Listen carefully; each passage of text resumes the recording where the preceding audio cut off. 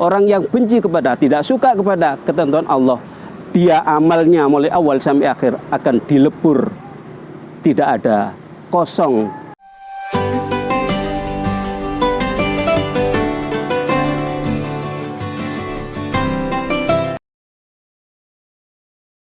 Assalamualaikum warahmatullahi wabarakatuh. Bismillahirrahmanirrahim. Alhamdulillah.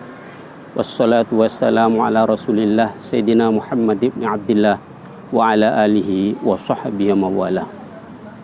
Hadratil mukarramin yang kami muliakan, followermu semuanya dimanapun berada.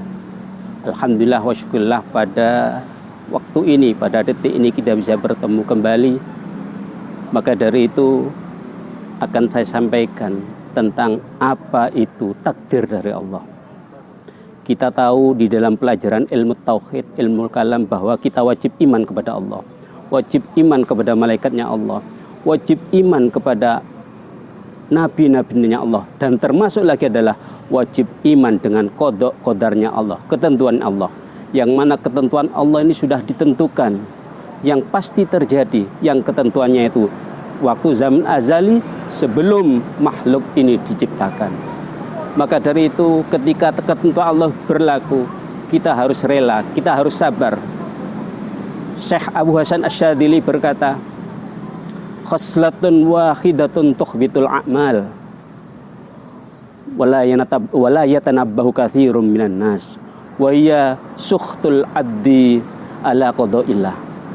Syekh Abu Hasan Asy-Syadzili, ulama besar, ulama ahli tasawuf, berkata, ada satu hal yang menyebabkan amal-amal kita yang sudah kita lakukan itu terlebur semua, hilang semua gara-gara satu hal itu. Dan ini banyak tidak disadari oleh manusia. Apa itu? Adalah orang yang tidak suka, benci kepada ketentuan Allah. Maka dari itu ketika ketentuan Allah berjalan, apakah bentuknya itu gempa, apakah itu bentuknya pandemi seperti sekarang ini, itu semua ketentuan Allah. Kita jangan sampai benci kepada ketentuan Allah itu. Sebagaimana disampaikan oleh Syekh Abu Hasan Asy-Syadzili, bahwa orang yang benci kepada, tidak suka kepada ketentuan Allah, dia amalnya mulai awal sampai akhir akan dilebur, tidak ada, kosong, sehingga tidak ada pahala sama sekali. Maka dari itu, di dalam menghadapi takdir Allah, kita harus bersabar. Ada sebuah kisah Syekh Afifuddin Az-Zahid. Beliau ini adalah ulama Mesir. Ketika itu Syekh Afifuddin ini mendengar bahwa di kota Baghdad, Irak, itu terjadi pembunuhan besar-besaran kepada orang Islam. Orang kafir membantai orang Islam. Bahkan tidak hanya itu, Quran, mushaf Quran dikalungkan kepada anjing, dialungkan kepada ekor-ekor anjing. Tidak hanya itu, kitab-kitab orang Islam dibuang di bengawan yang namanya bengawan Dajlah. Sampai-sampai saking banyak kitab itu seperti jembatan yang dilewati oleh hayawan-hayawan atau hayawan yang dinaiki oleh orang-orang kafir. Mendengar terjadinya seperti itu, Syekh Afifuddin yang ada di Mesir itu, dia jengkel.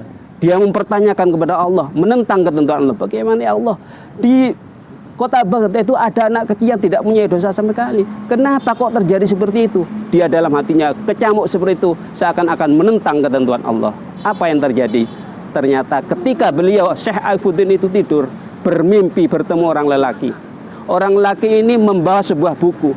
Diminta buku itu, kemudian dibuka. Apa yang ada di dalam buku itu? Di dalam buku ada tulisan, hentikan, tinggalkan menentang keputusan Allah. Sebab apa? Apapun yang terjadi di cakrawala ini, itu adalah ketentuan Allah. Jangan kau selalu menentang Allah. Kalau kamu selalu menentang Allah, kamu akan hancur tersendiri. Sebab orang yang selalu menyelam dalam lautan, itu akan hancur, akan mati sendiri. Maka itu hentikan itu. Mungkin itu yang bisa sampaikan. Mudah-mudahan ada guna dan manfaatnya. Wallahu muwaffiq ila thoriq wal afu minkum. Wassalamualaikum warahmatullahi wabarakatuh.